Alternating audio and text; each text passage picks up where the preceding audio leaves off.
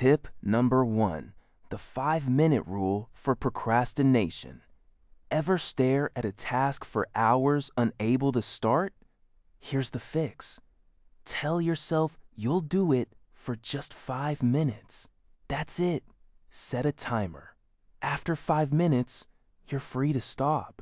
What happens is your brain drops its resistance because the commitment is tiny, almost insulting. But once you start, the Zeigarnik effect kicks in. Your brain hates unfinished business. You'll keep going because stopping feels wrong. This works for the gym, for writing, for cleaning. The hardest part of any task is minute 0 to minute 1. Tip number 2, reverse your hangers to audit your wardrobe. Here's a dead simple way to discover what clothes you never wear. Turn every hanger in your closet backwards with the hook facing you. When you wear something, put it back normally. After 6 months, the backwards hangers tell you exactly what you don't use. Donate or sell those items. This removes decision fatigue and gives you hard data instead of guesswork. Tip number 3, the phone outside dial or bedroom rule. Your phone is the worst alarm clock ever made. Charge your phone outside your bedroom and buy a $10 alarm clock instead. You'll stop the late-night doom scrolling that steals 30 to 60 minutes of sleep. You'll break the Pavlovian response of your bedroom being a place of stimulation instead of rest. This single change improves sleep quality more than any supplement. Tip number 4, the browser tab bankruptcy. If you have more than 20 browser tabs open, declare tab bankruptcy. Bookmark everything into a folder called bankruptcy with today's date. Close them all. You now have 0 tabs. You will not miss them. If something was actually important, you'll remember to search for it. This clears cognitive load instantly. Your RAM and your brain will thank you. Tip number 5, the 24-hour rule for purchases over $50. For anything over $50 that isn't a necessity, wait 24 hours before buying. Put it in the cart, close the tab. If you still want it tomorrow, buy it. You'll find that roughly 2/3 of items lose their appeal overnight. The dopamine hit of browsing is not the same as one with a thing. This rule alone saves people over $1,000 a year on average. Tip number 6, shower your plants with your phone. When you get in the shower, bring your phone in a waterproof case or put it on the bathroom counter. Use Siri or Google Assistant with the shower running as white noise. And dictate your to-do list, your ideas, or your journal entry. Showers are creativity machines. Warm water increases dopamine, the white noise blocks distraction, and you're captive with your thoughts. Capture them before they evaporate.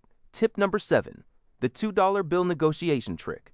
When you want a discount or a waived fee, ask and then stay silent. Most people fill the silence because it's uncomfortable. Don't. Let the other person fill it. They'll often reduce the price or offer a concession just to break the tension. This works at hotels, internet providers, farmers markets. The silence is the weapon, not the words. The first person to speak after the ask usually loses. Tip number 8, the Google graveyard method for free tools. Google has killed over 290 products, but before they kill something, they often open source parts of it. Search for Google open source plus whatever category you need. You'll find battle-tested code and frameworks that powered billion-user products. Google's abandoned projects are better than most startups' flagship products. Big tech's trash is your treasure. Tip number 9, use the airplane's waste system as a reminder. When you hear the airplane toilet flush, that loud vacuum sound is a reminder of something being removed instantly. Use it as a trigger to mentally dump one thing that's been weighing on you. A worry, a grudge, an old argument. Visualize it getting sucked out with that noise. It sounds ridiculous, but pattern interrupts like this work. Therapists call it a cognitive anchor. Tip number 10, the 3 email rule. If an email thread hits 3 replies without resolution, stop emailing and pick up the phone or schedule a 5-minute call. Email efficiency drops to near 0 after 3 back and forths. People misunderstand tone. They skim instead of reading. A 5-minute call replaces a week of threaded confusion. Write this rule somewhere visible. It will save you hours every month. Tip number 11.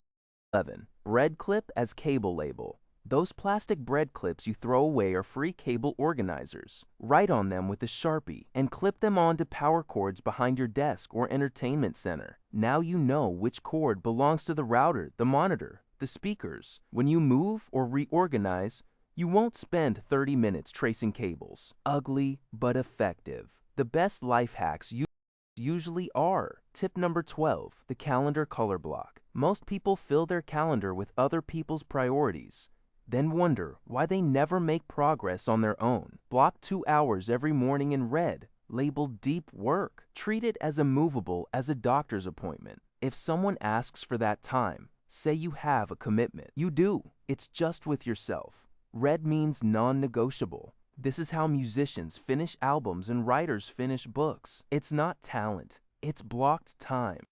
Tip number 13, the 10 to 10 to 10 decision method. When you're stuck on a decision, ask yourself 3 questions. How will I feel about this in 10 minutes? 10 months? 10 years? Most decisions that feel huge right now shrink dramatically at the 10-month and 10-year horizons. That awkward conversation? 10 years from now, it's invisible. That purchase you're agonizing over? 10 months from now, it's irrelevant. This framework exposes what actually matters. It forces perspective that emotions steal. Tip number 14, never end on the hard part. This is the most important tip, so I saved it for last. When you're working on something difficult, don't stop at the hard part. Push 10 minutes past it to an easy section, then stop. Your brain will remember the easy stopping point, not the struggle. Tomorrow, you'll sit down and think, oh yeah, I'm on the easy part, and you'll start immediately. If you stop on the hard part, your brain builds resistance and you'll procrastinate. This is how professional writers, programmers, and artists maintain momentum over years, not weeks.